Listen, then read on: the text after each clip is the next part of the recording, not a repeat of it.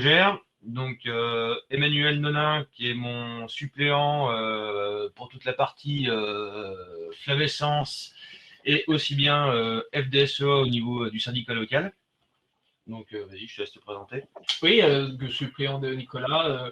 Je suis les dossiers et puis je suis en relation avec d'autres acteurs du vignoble à titre de consultant pour tout ce qui est fourniture de contenu culturel, historico-géographique pour les domaines notamment. Et donc le phénomène de la flavescence dorée, c'est un événement qui bouleverse non seulement le paysage, hein, parce que ça change le paysage viticole du fait de l'introduction de ces nombreuses chaussettes qui abritent les jeunes plants. Ça perturbe la qualité organoleptique des vins parce que y a des trous dans les vignes et forcément les vignes n'ont plus d'âge cohérent. Et donc c'est des choses que j'intègre dans mon conseil désormais.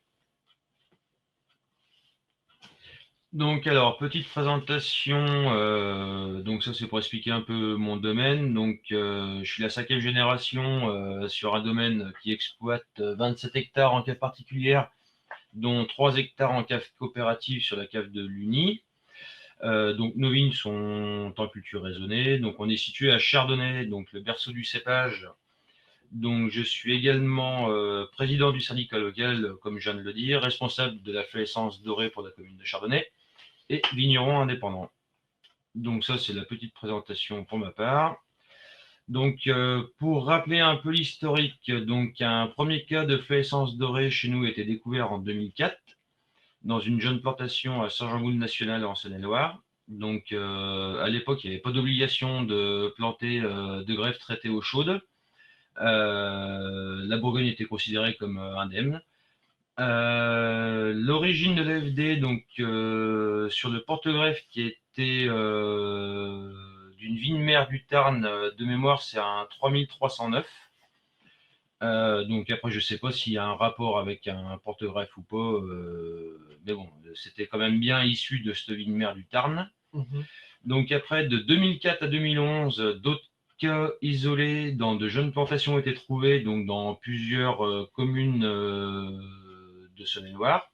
Donc toujours avec ce même porte-greffe de 3309 et toujours dans la même vigne mère du Tarn. Alors par contre, je vois pas bien mon PDF. Je vais me mettre comme ça. Non. Comment je peux faire pour mieux voir mon écran? Alors, à moins que vous si vous partagez si vous ouvrez votre document et que vous faites dans votre ordinateur et que vous faites enfin, si c'est vraiment important, bougez pas, attendez. Parce qu'en fait, je vois pas les bas de page. Il va falloir que vous l'ouvriez sur votre PC et qu'on passe pas par la présentation. Ouais, mais c'est ce que je vais faire. Ouais, c'est ce que je vais faire. Share your screen, c'est l'autre solution. Donc à chaque fois, dans tous les cas, il y a eu un périmètre de lutte qui a été mis en place pour surveiller donc ces communes concernées. Donc en 2011, donc on a eu notre premier gros cas de foyer découvert dans le Mâconnais. Donc en fait, cette découverte était un peu fortuite. Donc en fait, c'est suite à une déclaration d'assurance d'un exploitant, en fait, qu'il y avait des problèmes dans sa vigne et il a supposé en fait que c'était dû à un problème en fait d'herbicide qui était dans une culture qui était voisine. Sauf que du coup, le prélèvement a été fait et c'est revenu un peu tardivement en fait au niveau des assurances, comme quoi que c'était bel et bien de la flavescence dorée. Donc d'où l'importance de l'explosion du foyer en 2011. Donc on a eu 3 communes vraiment touchées, donc Lot, Osnay, Chardonnay.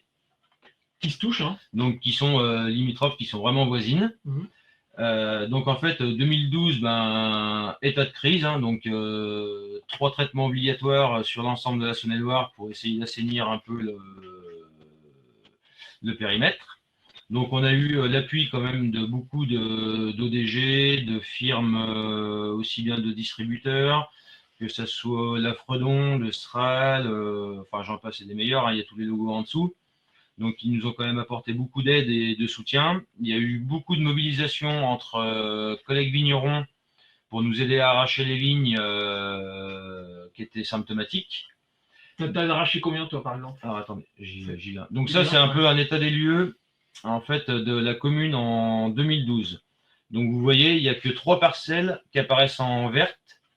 Pour tout le reste qui était prélevé, qui était positive, fluorescence dorée. Donc on voit très bien sur la droite le village de Chardonnay et sur la gauche le petit hameau de Chamban, là où on est situé ce soir même. Donc on voit très bien l'importance quand même de l'impact qu'il y a eu derrière. Donc suite à ça, donc il y a eu toutes les, forcément les prospections du vignoble, lutte insecticide, arrachage forcément donc de multiples parcelles et de tous les pieds contaminés, obligation de traiter à l'eau chaude forcément, et donc ce qu'on a découlé, alors attendez, je vais faire un petit zoom en avant. Donc, pour vous faire voir, en fait, la première année, donc 2011, découverte du foyer donc sur une vigne de 60 arts. Donc 2012, on a arraché 11 hectares 30 en obligatoire. Hein, du moment qu'on était autour de 30%, enfin c'est 30% de fluorescence dorée constatée dans la parcelle, c'est arrachage obligatoire. Donc après 2013, il y a encore eu 12 arts d'arracher. Et jusqu'au jour d'aujourd'hui, on n'a pas eu de parcelle d'obligation d'arracher. En obligation en arrachage. Donc on reviendra sur les chiffres après. Donc suite à tout ça, donc on a mis en place des prospections collectives. Donc en fait le but c'est de passer dans chaque parcelle, donc tous les 2 rangs, parce que chez nous on est planté à 1,35 m pour mieux déceler les pieds. Et en fait, à chaque pied qui est symptomatique, on met de la rubalise et on tient à jour une cartographie qu'on remet après à la Fredon. Donc les cartographies donc, se présentent un peu dans ce style-là. La Fredon nous fournissent une vue aérienne. Et donc, en fait, dans chaque parcelle où on passe, on va noter grosso modo en fait, le nombre de pieds qu'on va trouver symptomatiques. Les entrées de rang, si c'est en bas de vigne ou en haut de vigne. Ensuite, on va marquer quand même comme là, ce que vous voyez, les parcelles en rouge, c'est au vu de ce qu'on a vu sur le terrain. En fait, c'est pour signaler un peu la sonnette d'alarme en disant attention, là, on en trouve quand même beaucoup plus que dans les autres parcelles. Donc, ça permet aussi d'aller cibler ces prélèvements-là. Donc ça, la surveillance du vignoble, donc on en a parlé. Donc au jour d'aujourd'hui, avec la profession, on a décidé, du vu des courbes qui sont pas satisfaisantes au jour d'aujourd'hui, que si jamais les gens ne faisaient pas le travail d'arrachage de pieds dans les parcelles ou ne venaient pas aux prospections collectives obligatoires, donc en fait l'OVS va prélever, en fait, va aller prospecter les vignes pour eux et sera d'un forfait de 500 € à l'hectare. Donc c'est entre guillemets un peu une amende. Donc la première année, on a eu des personnes qui sont pas venues, donc ils ont eu l'amende de 500 € par hectare. Et depuis, maintenant, tout le monde vient participer. Donc c'est sur émargement. Donc c'est une obligation maintenant pour vraiment surveiller le vignoble. Après, forcément, on est géré par un arrêté préfectoral, donc où toutes les surfaces doivent être prospectées à 100% pour la Saône-et-Loire, ainsi que la côte de Beaune et la côte de Nuit et les Hautes-Côtes. Après, dans la Nièvre, pour l'instant, il n'y a pas d'arrêté préfectoral. Quelques prospections encadrées sont faites, mais pour l'instant, il n'y a vraiment rien imposé. Ensuite, donc ça, voilà, c'est un peu les résultats donc, de prélèvement de cette année. Donc on voit en fonction des 4 territoires de Bourgogne. Donc 71 Saône-et-Loire, 21 Côte d'Or, 89 le Lyon et 58 la Nièvre. Et la Nièvre. Donc on voit quand même que on atteint encore quand même des chiffres assez élevés, dont encore 11 nouvelles communes qui n'étaient encore pas découvertes jusqu'à maintenant positives.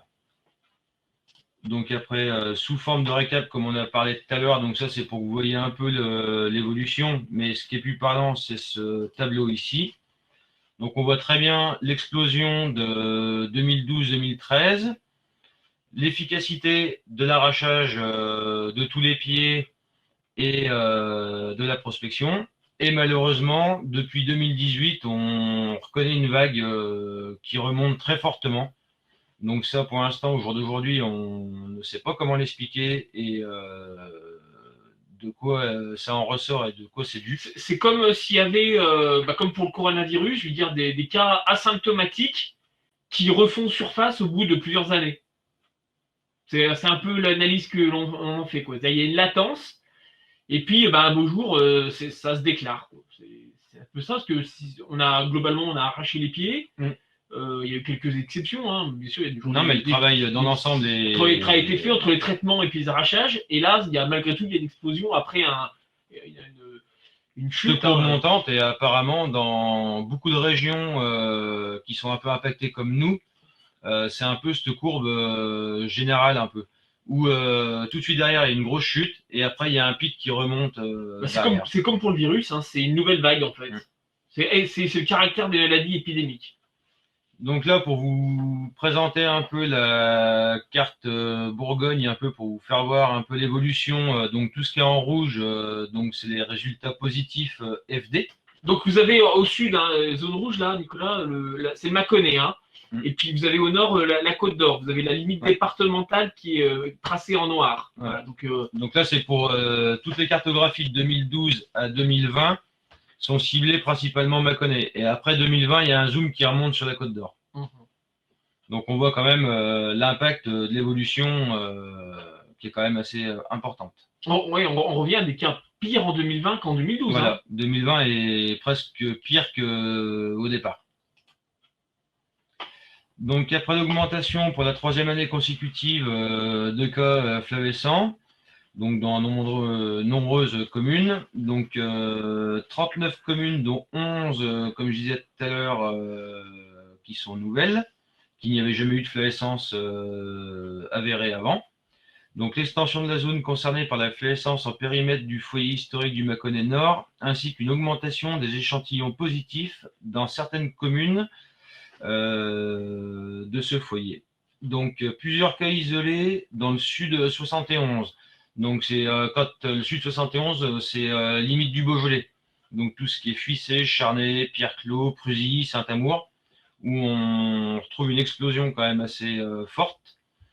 Après, il y a des foyers un peu plus ou moins, on va dire comme Romanèche-Torin, Prémaux, Prissé, découverts en 2019, qui se sont un peu étendus autour.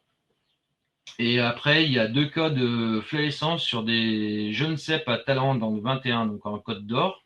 À côté de Dijon. À côté de Dijon, et après à Saint-Aldin dans le 58.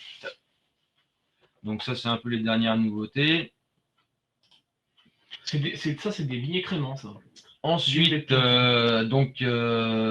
cette année, on a mis en place une application que les champenots connaissent bien, puisqu'on a copié un peu leur modèle.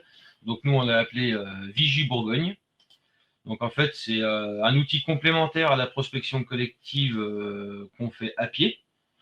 Après, c'est un outil qui nous sert aussi en prospection précoce, on va dire, quand on passe avec les tracteurs pour les rognages, au moment des accolages.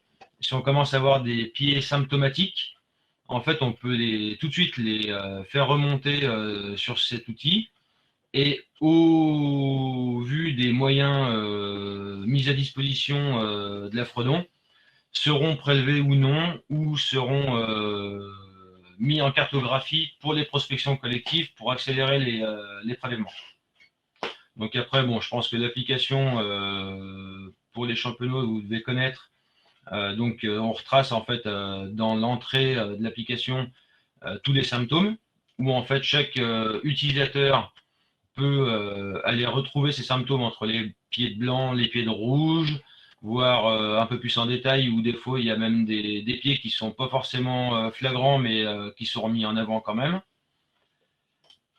Après, donc le but, ça consiste à se localiser sur une carte, trouver notre parcelle où on fait des photos, on renseigne le nombre de pieds touchés avec les interrangs.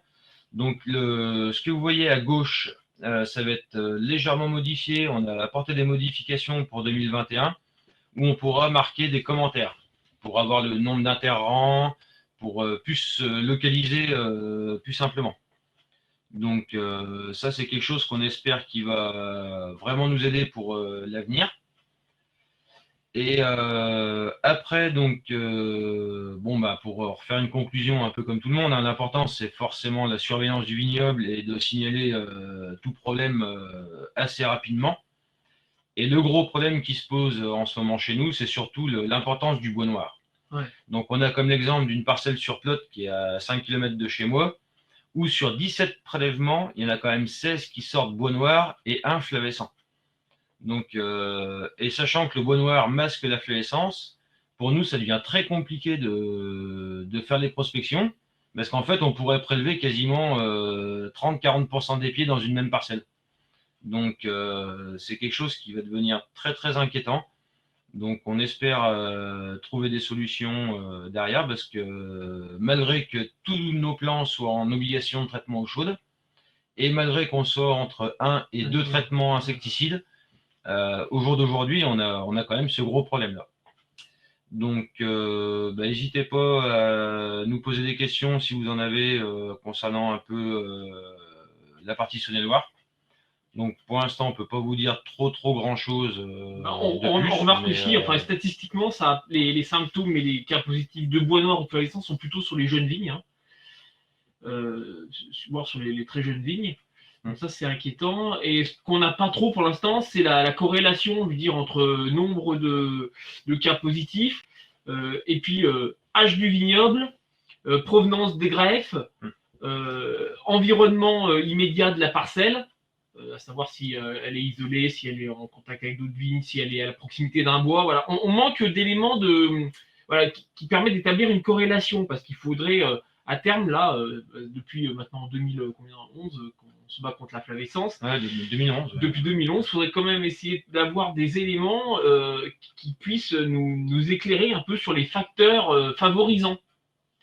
Et en mettant un peu les éléments, les indices dans un entonnoir, bah, il devrait bien quand même en sortir quelque chose, parce qu'il y a certes la recherche fondamentale d'un côté, mais il y a aussi le travail d'enquête sur le terrain qui mérite, je pense, plus d'approfondissement. Alors c'est toujours un peu frustrant de prospecter tous les ans, hein, même avec des applis, parce qu'on fait beaucoup de kilomètres pour des résultats en fait fluorescents qui sont pas là réels cette année, mais qui sont masqués par le bois noir, effectivement. Donc, que ce soit pour le bois noir ou la flavescence, ce serait intéressant d'avoir plus d'indices, de corrélations qui mènent à ces constatations de maladies.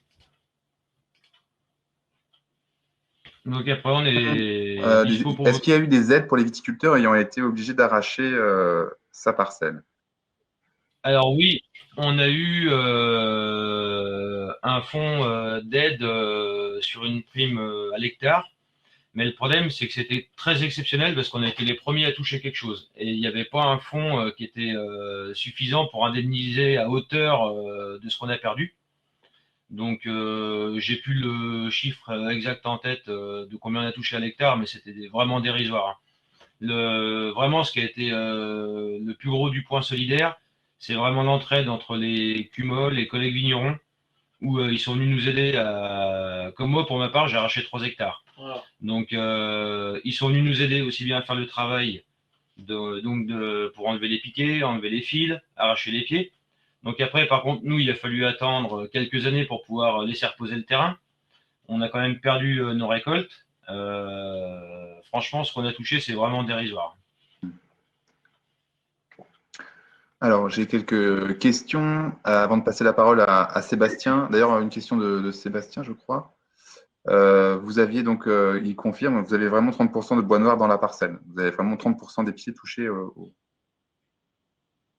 Au jour d'aujourd'hui, oui, il y a des parcelles qui sont même au-delà de 30% de bois noir, sachant que l'AOC nous permet pas de dépasser les 30%. C'est des gros problèmes qu'on va avoir à l'avenir. C'est est-ce qu'il va falloir totalement arracher les vignes alors que c'est principalement du bois noir dedans ou pas? Et ça, c'est une question qu'on ne sait encore pas comment on va y répondre. Et, de toute façon, nous, on est tous sur, pour mémoire, on est principalement sur du cépage chardonnay. On a un petit peu d'aligoté, puis un petit peu de pinot noir et de mâcon rouge, mais on va dire à 80% de chez nous, c'est du chardonnay, quoi. Très bien. Peut-être on va passer la parole à Alexandra, un petit commentaire en réaction à l'intervention de… Si Alexandra, tu veux revenir rapidement avant de passer la parole à Sébastien. Tu évoques, oui, que pareil en Champagne, vous avez également 30% à 50% de bois noir. Entre 50 et 100, hein, mais il y a des parcelles très touchées en bois noir. Ça résulte d'années cumulées où à la fois la maladie s'est développée et les ceps n'ont pas été arrachés. Donc au bout de quelques années, on arrive à des situations comme ça. Et nous, malheureusement, c'est que le travail, en fait, il est quand même suivi, il est quand même fait. Et c'est qu'on se pose vraiment la question du matériel végétal derrière, quoi. Ça, c'est quand même une grosse question qu'on se pose chez nous, au jour d'aujourd'hui.